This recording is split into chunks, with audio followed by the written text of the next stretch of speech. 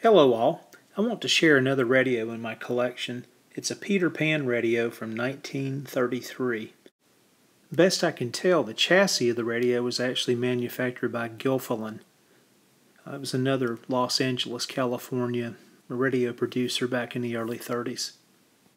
Special thanks go out to members of the Antique Radio Forum that helped me do some identification on this radio back in 2013.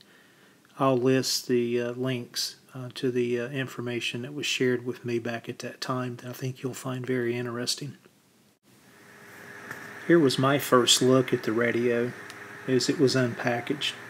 Again, you can see some damage to the chassis where it seems to be bent a little bit on the back. There's a tube that was busted during the shipping process.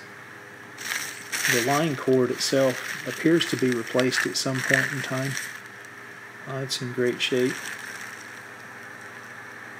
Again, parts and pieces of the tube that I just referenced.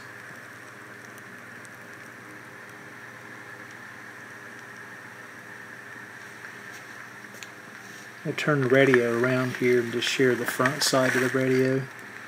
Again, it's a beautiful, iconic radio, I think, for the period, early 30s. I love the design. Look forward to the restoration down the road. Again, some veneer that's delaminated and a piece of veneer that's missing from the, looks like the left top tier section. All the escutcheons are actually in place and the grill work looks clean, as well as the grill cloth. I don't really see anything that concerns me about the cabinet itself here at this first glance. Again, overall, it's in not too bad a shape for the period of time. You know, when I approach the restoration, I'll definitely replace the veneer that's missing, and some of it probably can be saved.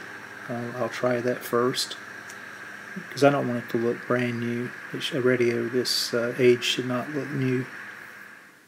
So here are a few still photos that I took of the radio as well. Again, just a little bit more close-up and some detailed shots of the radio cabinet that I wanted to share and preserve for future reference. The patina on the brass escutcheons in my mind is beautiful the way it is, and I'll definitely leave them that way, just some mild cleaning. A couple more angles of the radio, again looking at it from the left front and then the right side of the radio. And another photo here of the back of the radio itself, showing some of the repairs that will have to be made. And you really got to love the shipping of these old radios. The 2A5 here pictured was broken and required replacement. Here's a close-up shot of the back of the speaker and the field coil. The power transformer from the back and the side. A close-up shot of the tuning condenser made by Defiance. A top-down view of the tubes. And a quick underside of the chassis. Again, I'd mentioned that someone had done restoration of this radio at some point in time. You can see there's some cleanup work that I need to do, especially around the electrolytic capacitors. I don't like the way that's done. So I did some initial checks on the electrolytics, and I could see they were not shorted. So I said, what the heck, let me just try to bring this radio up on the variac, you know, while looking real closely at the voltage, current, and wattage, and the B+ voltage. And the radio does play. There's some problems with the volume or the audio taper, which again I referenced in the initial part of the video.